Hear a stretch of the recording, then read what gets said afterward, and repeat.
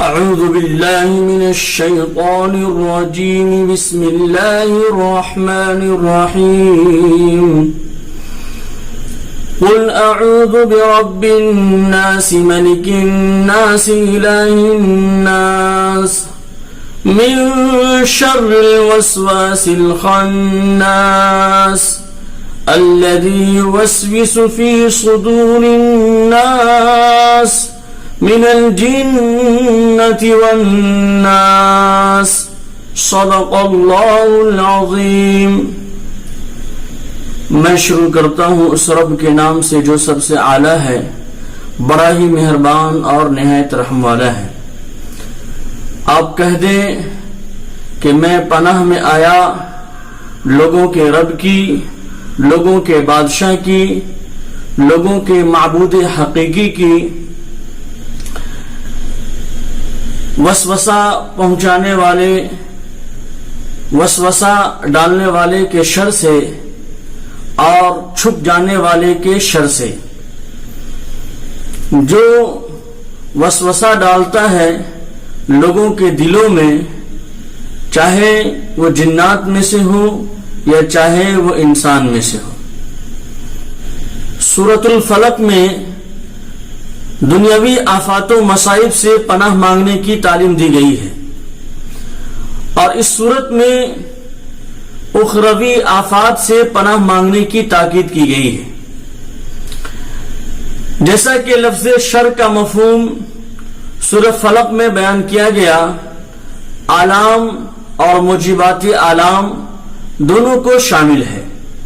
اس صورت میں اس شر سے پناہ مانگی گئی ہے جو تمام گناہوں کا سبب ہے، یعنی وساوس اور اس کے اثرات.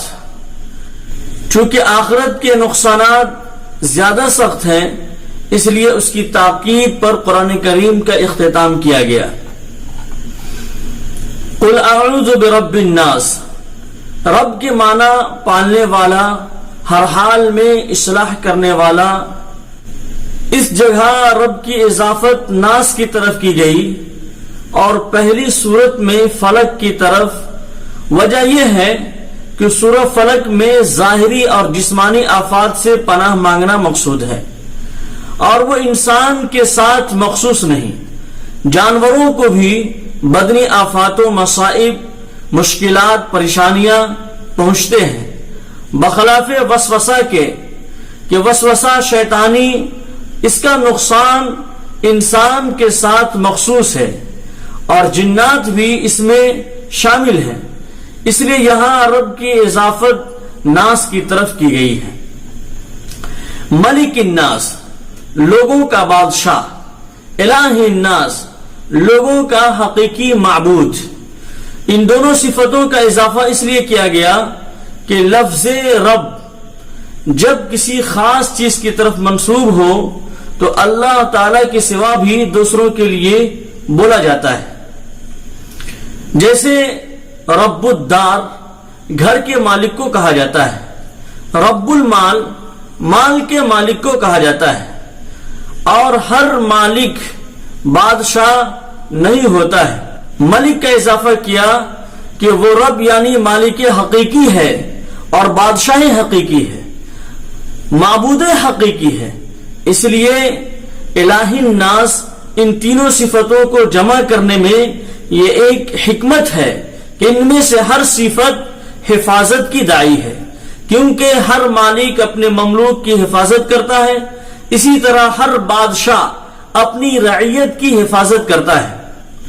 اور معبود کا اپنے عابد کے لیے، اپنے بندوں کے لیے، اپنے غلاموں کے لیے محافظ ہونا تو یہ بالکل ظاہر بات ہے. یہ تینوں صفتیں صرف اور صرف حق تعالی ہی میں جمع ہے، اس کے سوا کسی کے اندر ان تینوں صفت نہیں پائی جاتی. اس لیے اس کی پناہ حاصل کرنا سب سے بڑی پناہ ہے. اللہ تبارک و تعالی سے ان تین صفتوں کے ساتھ پناہ مانگنا دعا کی قبولیت کے لیے بہت زیادہ بہتر ہے، اقرب ہے. یا اللہ، آپ ہی ان صفات کے جامع ہیں، آپ ہی کے اندر یہ خوبیاں ہیں، ہم صرف آپ ہی سے پناہ مانگتے ہیں۔ یہاں جب جملے میں رب الناس آ چکا تو ایسا معلوم ہوتا ہے کہ آگے اس کی ضمیر لوٹا دینی چاہیے، مگر اس لفظ کا بار بار تکرار اس لیے ہے کہ مقام دعا اور مدح و ثنا کا ہے، اس میں تکرار ہی افضل ہے، بہتر ہے۔ بعض حضرات نے لفظ ناس کے بار بار تکرار میں ایک بہترین لطیفہ بیان کیا ہے کہ اس صورت میں لفظ 5 مرتبہ آیا ہے۔ پہلے لفظ جو ناس آیا اس سے مراد بچے ہیں، دوسرا لفظ رب اور ربوبیت اس کا قرینہ موجود ہے کیونکہ پرورش کی حاجت سب سے زیادہ بچوں کو ہوتی ہے۔ دوسرا لفظ ناس ہے اس سے نوجوان مراد ہے کیونکہ لفظ ملک اس کا قرینہ موجود ہے جو ایک سیاست کے معنی رکھتا ہے، وہ جوانوں کے مناسب ہے۔